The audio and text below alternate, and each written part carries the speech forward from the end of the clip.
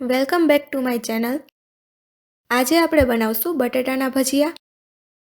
તેના માટે 2 મીડિયમ સાઇઝના બટેટાની છાલ ઉતારી તેને ધોઈને લીધા છે. આપણે ખમણીથી આ બટેટાની આ રીતે સ્લાઇસ કરી લેશું. બટેટાની સ્લાઇસ પાતળી જ રાખવી. જો જાડી રાખશો તો ભજીયા તળતી વખતે બટેટા કાચા રહી જશે. તેને 2 વખત સરખી રીતે પાણીથી ધોઈ લેશું, જેથી તેમાંથી બટેટાનો સ્ટાર્ચ નીકળી જાય. બટેટાની સ્લાઇસને 10 મિનિટ માટે પાણીમાં જ રહેવા દેશું. હવે આપણે ભજીયા માટે ચણાના લોટનું બેટર તૈયાર કરી લેશું.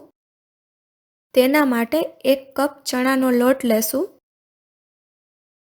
ચણાના લોટને ચાળીને લેવો, જેથી બેટર બનાવતી વખતે તેમાં લમ્સ ન પડે. ત્યારબાદ તેમાં ભજીયાને ક્રિસ્પી બનાવવા માટે 2 ટેબલસ્પૂન ચોખાનો લોટ એડ કરશું. ચોખાના લોટને બદલે તમે ઝીણો રવો અથવા કોર્નફ્લોર પણ વાપરી શકો. હવે તેમાં 1 ટીસ્પૂન હળદર નાખશું. 1 ટીસ્પૂન મીઠું એડ કરશું. ત્યારબાદ તેમાં હાફ ટેબલસ્પૂન ચીલી ફ્લેક્સ અને ઝીણી સમારેલી કોથમીર નાખશું. હવે આપણે અડધો કપ પાણી લેશું.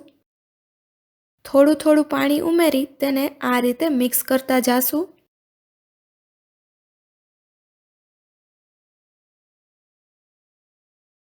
બેટર વધારે પાતળું ન બની જાય તેનું ધ્યાન રાખવું. અત્યારે બેટર બનાવવા માટે અડધા કપથી થોડું વધારે પાણી લીધું છે. બેટરને આપણે આ રીતે એક જ ડાયરેક્શનમાં 4 થી 5 મિનિટ માટે હલાવતા રહેશું.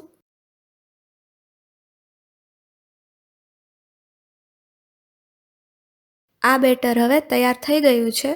તેને આપણે થોડીવાર સાઈડમાં રાખી દેશું. હવે આપણે આ બટેટાની સ્લાઇસને પાણીમાંથી કાઢી લેશું. તેને કોઈ એક કપડા પર રાખી આ રીતે કોરી કરી લેશું.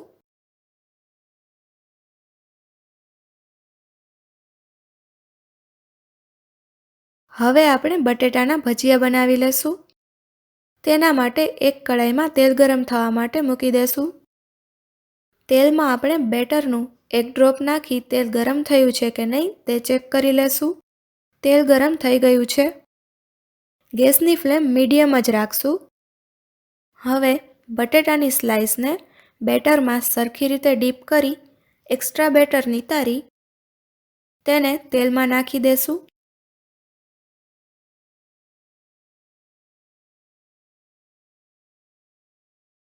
આ જ રીતે આપણે તેલમાં સમાય તેટલી 5 થી 6 સ્લાઇસને બેટરમાં ડીપ કરીને નાખી દેશું.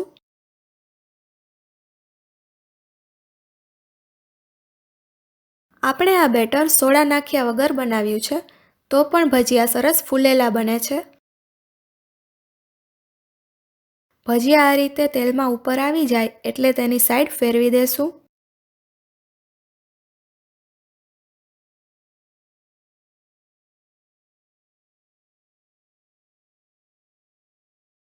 હવે ભજીયા તળાઈ ગયા છે. તેને તેલમાંથી કાઢી લેશું. આ જ રીતે બાકીના ભજીયા પણ બનાવી લેશું. એકદમ ટેસ્ટી બટેટાના ભજીયા તૈયાર છે.